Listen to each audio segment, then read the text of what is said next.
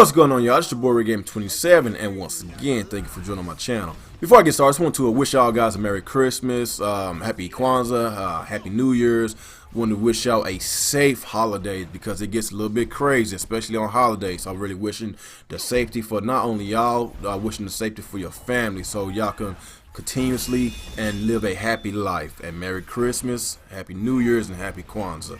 And I guess before I get started with today's video, I just want to appreciate everybody for subscribing to this channel. I really appreciate the ongoing support. We hit over 1,900 subscribers and counting, and pretty soon I will be hitting over 2,000. So like I say, I really appreciate y'all ongoing support for this channel. Let's keep this channel going. Let's keep it moving, and let's keep speaking the truth, because I want to get as many guys as possible on this channel. And you know, if you know other people, you know, tell them about this channel. I speak the truth. Not only I speak the truth, every Thursday I have a group of guys. We always have debates. We don't always agree with one another. That's what I love about my team. We don't always agree, but at the end of the day, we respect each other's opinions, and that's why a lot of people love my podcast. So if you want to listen to a really good podcast, come to the Real Talk with the Real Gamer podcast every Thursday.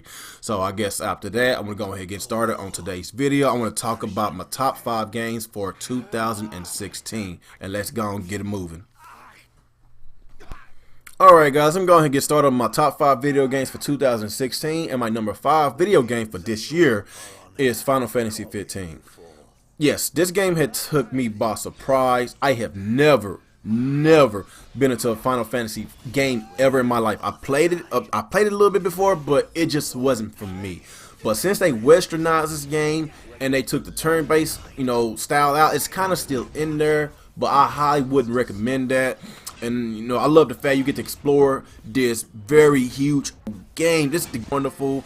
The gameplay mechanics is so crisp and it's sharp, and I love everything about this. I love the fact whenever you summon your Titan, it is, you know, I could admit that whenever you summon your Titan, it's very OP. It's very overpowered, but it is so cool. It is very cool on whenever you summon your Titan. It just makes the game even more jaw dropping. That's what I love about this game. It is so wonderful. I put in over 50 hours of this game. I still have some stuff left to do. I still got like 50 something side quests to do. I completed the game. Well, I beat the game, but I hadn't completed the game yet. I still got a lot to do.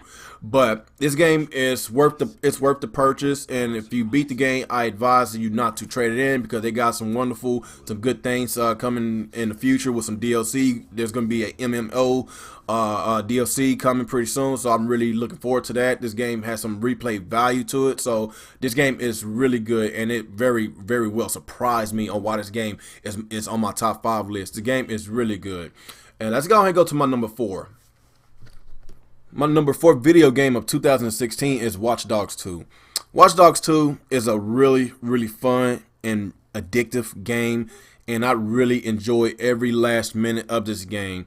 It's an upgrade from Watch Dogs 1. You get to hack more stuff. You get to hack cranes. You get to freaking hack cars. You know, if you're getting chased by the police, instead of blowing up streets, you can still do that, but you can actually hack into their vehicles and basically reroute their cars, and that was really made me to really like this game. You know, you get to they evolved this game from Watch Dogs 1, and not only they did that, they basically switched the characters from more of a boring personality kind of person to a more free spirit person. I'm not saying this because this character is black, you know, that it relates to me more. I'm not saying that. You know, I don't care what color of this person is.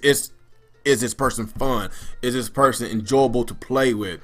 And I felt that the personality of Marcus Holloway was more fun to basically play with than Adrian Pierce from Watch Dogs 1. I'm not taking nothing away from Watch Dogs 1. It was really fun. Watch Dogs 1, it might have been a little bit overhyped, but Watch Dogs 2 was a better experience for me. You know, the missions were better. It was a lot better. You get to have drones do some of your dirty work. You know, that's stuff that they did not have on Watch Dogs 1.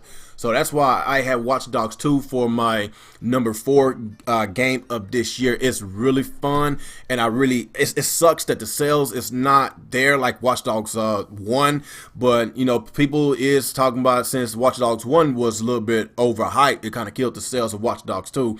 But I'm not gonna sit here and kid myself, you know, looking at the fact that it's a black character. You know, that, you know, whenever you have a black character as a main protagonist, sometimes it can you know, a dip in sales. I'm not gonna just sit here and lie and say racism doesn't exist, because it still does, you know. But I really hope that, you know, the sales will get a lot better. Hopefully that we will get a sequel of Watch Dogs 3, because I really did enjoy this game. If you did not play Watch Dogs 2, play it. I would recommend Watch Dogs 2 over Watch Dogs 1. If you haven't played Watch Dogs 1, I would say skip to 2, because 2 it was a really better experience for me. I love both games. I love the franchise. Hopefully Ubisoft continues with this Watch Dogs franchise, and I really hope they continue with Marcus Holloway, because I love his personality.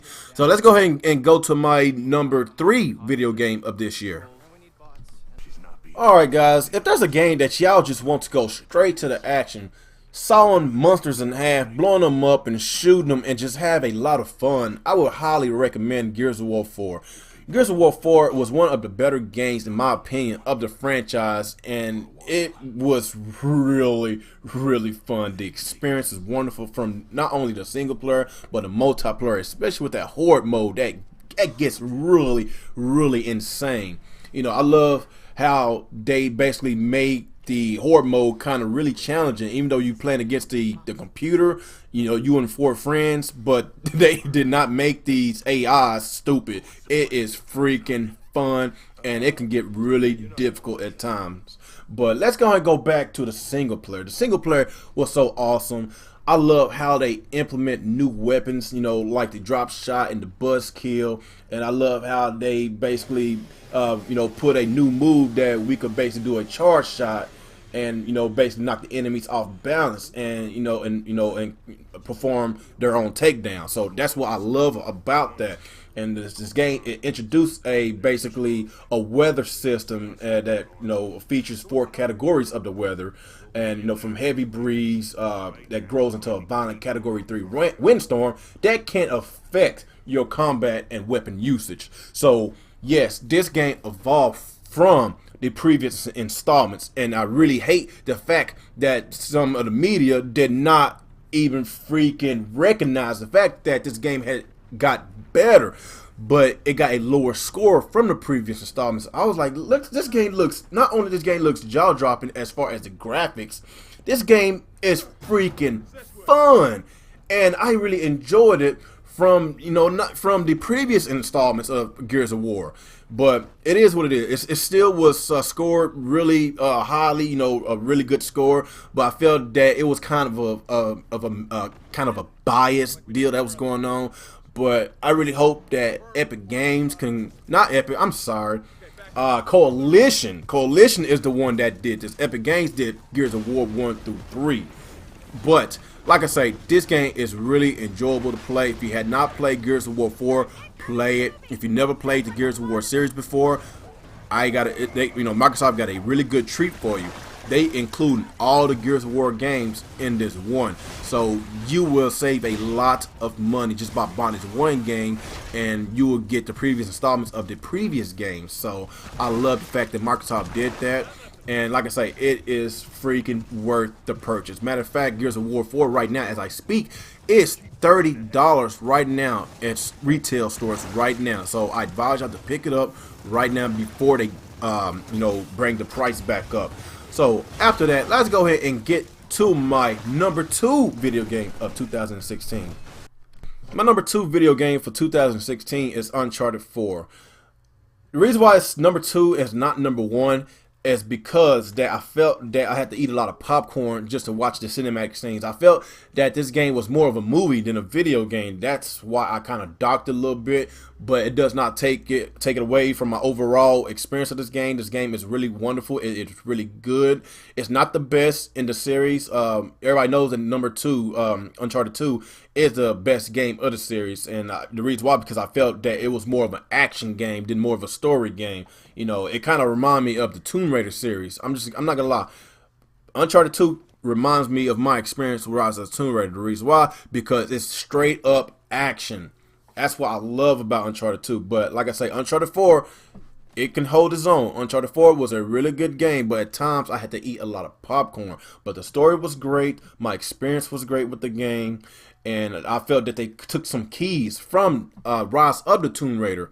You know, from the grappling, from whenever you sliding down slopes and stuff. And you gotta freaking jump to a ledge before you fall down. They took that from Rise of the Tomb Raider, so they took some key elements from the Rise of the Tomb Raider game to make this game even more great. And that's why I am kind of upset and pissed off that Rise of the Tomb Raider did not get any shine for Game of the Year. But I'm gonna save that for another video. But Uncharted 2 is my 2016 number 2 game of this year. It could have been a lot better. Like I say, I'm not knocking this game. This game is really good, but it could have been a lot better. But let's go ahead and go to my number 1 video game for 2016. My number 1 video game of 2016 is Doom. When you have ID Software developing Doom, then this is going to be a wonderful, fantastic experience, because you got to remember, ID Software created Doom for the original PC. ID Software created Wolfenstein 3D that basically invented first-person shooter. They invented the first-person shooter genre, but Doom had popularized not only they popularized ID Software, they popularized PC gaming, and not only they popularized that, they popularized online gaming with Quake. So first of all, I'm gonna give ID Software some shouts out, give them some praise. And everything that they did with 2016 Doom basically did not surprise me, because they did so much good for PC gaming that it did not fail me of what they did with the reboot of the Doom series. And this Doom game was no slouch. This Doom game from start to finish was straight action packed. I love this game. The rock and roll music was freaking on key, on point with this game, and I understand why they won the best soundtrack for 2016 Video Game Awards, and it really deserved it. This game was really, really good. It was freaking fluid, and it runs at 60 frames per second, 1080p, I believe, on all consoles. This game from start to finish is so good. The boss battles, the boss fights was freaking insane. It is freaking good. This game, it's not easy. It's not easy, especially when you go to that demon. Was it the demon bot, whatever? That demon bot was freaking hard, but it was freaking fun. I love this game so much that I played it not only on my Xbox One when I first bought it, I rebought it on my PlayStation 4. This game is worth it. If you love an action-packed game, like I said a while ago with Gears of War 4, if you love a game, you go straight up just to action, action, action, and you have a blast with it.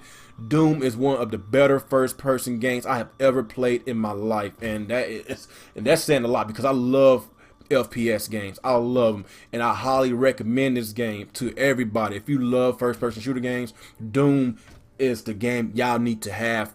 Not today, y'all need to have it yesterday. This game is so good and fun. So that basically wraps up my 2016 video games of this year, and I'm pretty sure that some of y'all got your own top 5. So y'all just tell me in the comment section below, what is y'all top 5 video games of 2016? Because I pretty much, I expect it not to be the same as mine. Everybody got their own opinion. So like I say, y'all let me know how y'all feel about this. And I guess after that, oh yeah, before I leave, make sure you hit that like and subscribe button. Follow me on Twitter, follow me on Google+, and once again, this is your boy, RealGamer27, and y'all have a good day.